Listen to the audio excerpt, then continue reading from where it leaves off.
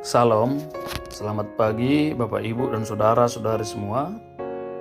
Terima kasih kepada Tuhan untuk anugerah kehidupan yang masih kita rasakan sampai saat ini. Bapak Ibu dan Saudara-saudari semua, sebelum kita beraktivitas hari ini, alangkah baiknya kita terlebih dahulu berserah diri kepada Tuhan lewat doa dan ucapan syukur serta mendengarkan firman-Nya. Mari kita berdoa.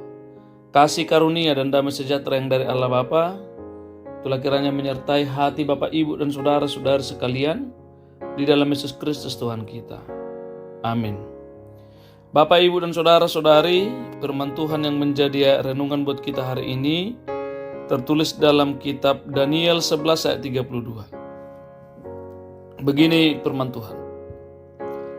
Dan orang-orang yang berlaku fasik terhadap perjanjian akan dibujuknya sampai murtad dengan kata-kata licin.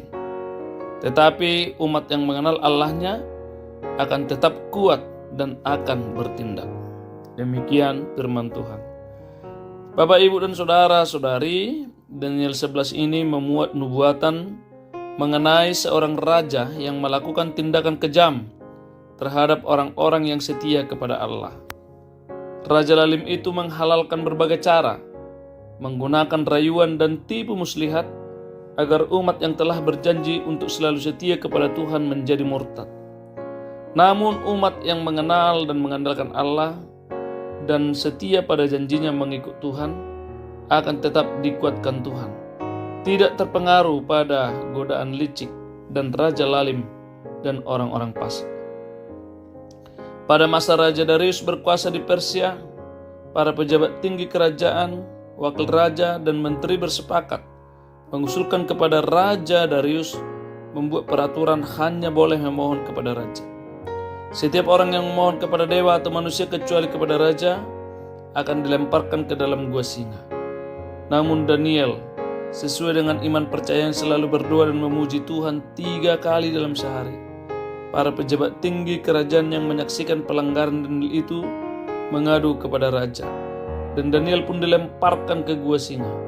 Ternyata Allah mengutus malaikatnya untuk mengatupkan mulut singa-singa itu, sehingga Daniel tetap selamat dan dikeluarkan kembali dari gua singa itu.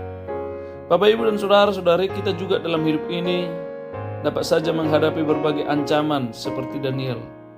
Kita dikelilingi oleh banyak orang fasik yang dengan ajaran palsunya ingin menggiring kita untuk murtad, tidak memuji Tuhan. Bisa saja karena banyaknya persoalan hidup ataupun masalah jabatan yang membuat iman kita goyah. Pada saat kita dibaptis, kita telah dimateraikan di dalam nama Allah Bapa, Yesus Kristus dan Roh Kudus menjadi milik Allah. Pada waktu kita lepas sidi, kita sudah berjanji akan tetap percaya kepada Allah Bapa dan Yesus Kristus. Oleh sebab itu, marilah tetap mengandalkan Tuhan dan setia kepada Dia yang telah memelihara dan mengasihi kita.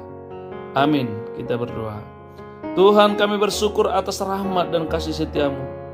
Ajar kami untuk selalu mengandalkan Tuhan dan setia kepadamu apapun yang kami hadapi dalam hidup ini. Kuatkan kami senantiasa memegang iman kami.